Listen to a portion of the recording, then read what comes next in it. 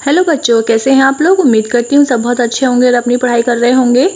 बच्चों, मैं आपको बता दूं कि मैंने एक और चैनल बनाया है मैथ्स पढ़ाने के लिए आपको, जिसका नाम है मैथ्स यूपी बोर्ड, जो आपको मेरे चैनल में जाकर एजुकेशनल फन के चैनल में जाकर ही मिल सकता है और आप उस पर मैथ्स पढ़ सकते हैं। इसके बाद आप मुझे टेलीग्राम पर भी ज्वाइन कर सकते हैं, same channel name educational fun से। चलिए आज की वीडियो स्टार्ट करते हैं। इससे पहले मैंने आपको पढ़ाया था ऊन के बारे में कि ऊन कैसे बनाई जाती है, और आज हम पढ़ने वाले हैं रेशम के बारे में कि रेशम कैसे बनता है और किससे मिलता है। तो हम आपको बता दें कि रेशम एक कीट होता है, कीड़ा होता है जिसका नाम होता है रेशम कीट। उसके कोकून से प्राप्त किया जाता है और इसके जो वस्त्र होते हैं वो चिकने होते हैं, बहुत हल्के होते हैं, मजबूत और टिकाऊ होते हैं। ठीक है, अभी रेशम कीट से कैसे मिलता है, इसका जीवन चक्र हम पढ़ेंगे। जीवन चक्र क्या होता है कि जब किसी का जन्म होता है और उसकी मृत्यु होती है, उसके बीच तक का जो समय होता है वो उसका जीवन चक्र कहलाता है।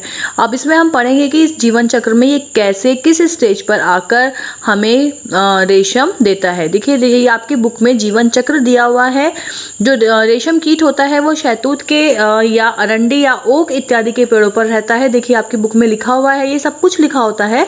रेशम कीट शहतूत, अरंडी, ओक इत्यादि के पेड़ों पर पाले जाते हैं। ठीक है, शहतूत के पेड़ पर इसकी खेती की जाती है और जब ये उन पर पाले जाते हैं उसके बाद उनके जो रेशम कीट होती है मादा, वो अंडे देती है। ये इसके अंडे हैं, अंडे से इसका जन्म स्टार्ट हो जाता है एक तरह से। ठीक है, अंडे देती हैं। अंडे जो होते हैं बड़े होते हैं और लार्वा बनाते हैं। लार्वा को कैटरपिलर भी कहा जाता है, इल्ली भी कहा जाता है। ठीक है, इल्ली या लार्वा कहा जाता है।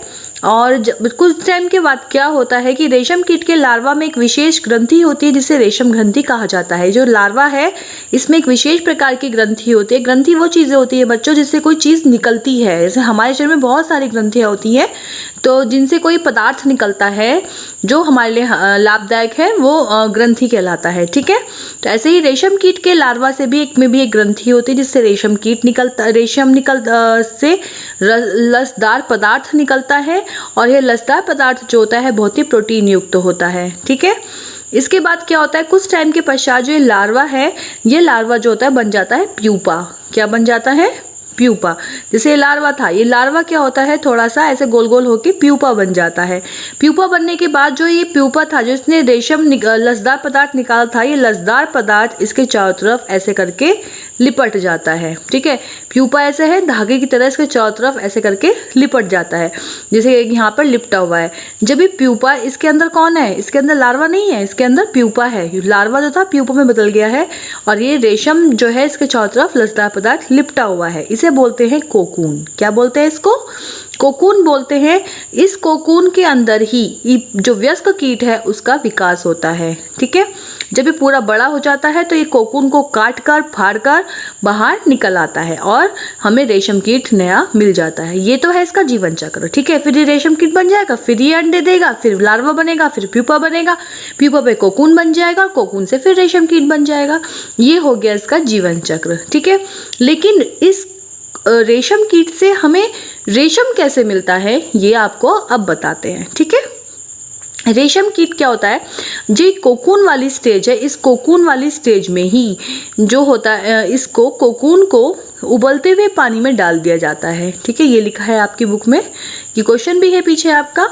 रेशम प्राप्त करने के लिए प्यूपा से वयस्क कीट बनने से पूर्व ही कोकून को एकत्रित करके उसे उबलते हुए पानी में 95 डिग्री सेल्सियस से 97 डिग्री सेल्सियस तक लगभग 10 से 15 मिनट के लिए डाल दिया जाता है। अब डालने से क्या होगा, सोचो जरा।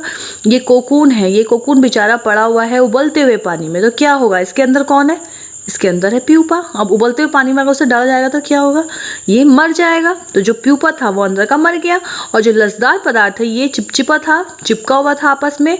उबलते हुए पानी से डालने से चिपचिपा पदार्थ घुल जाएगा और जो रेशम है, जो रेशे हैं वो बिल्कुल पृथक हो जाएंगे, अलग अलग हो जाएंगे। ठीक है, इस प्रकार प्राप्त रेशम अधिक लंबे व उच्च कोटि के होते हैं। ठीक है, लंबे होते हैं, उच्च कोटि के होते हैं। लेकिन अगर आप ये सोचिए, अगर हम इसको नहीं उबलते हुए पानी में डालेंगे तो क्या होगा, इसका जो प्यूपा था वो कीट बन जाएगा और कीट बन के इस कोकून से बाहर निकल जाएगा और बीच में इसको तोड़ के बाहर निकलेगा। तो रेशम जो मिलेगा वो कैसा मिलेगा, लंबा या टूटा हुआ? हमें टूटा हुआ रेशम मिलेगा ना उस कंडीशन में। तो उस कंडीशन में हमें टूटा हुआ रेशम मिलता है जो कि निम्न स्तर का होता है, उसकी गुणवत्ता ज़्यादा अच्छी नहीं होती है। ठीक है, तो ये आपका रेशम कंप्लीट हो गया है, इसमें और कुछ ऐसा सच नहीं आता है। इसके बाद आप जब रेशे मिल गए हैं, रेशे के बाद उससे रीलिंग की जाएगी। उसकी रेशम के रूप में उपयोग के लिए कोकून में से रेशे निकालने की प्रक्रिया को रीलिंग कहते हैं। क्वेश्चन है रीलिंग वाला पीछे, ठीक है, कि कोकून में से जो रेशे निकाले जाते हैं उसकी प्रक्रिया को क्या बोलते हैं, रीलिंग कहते हैं।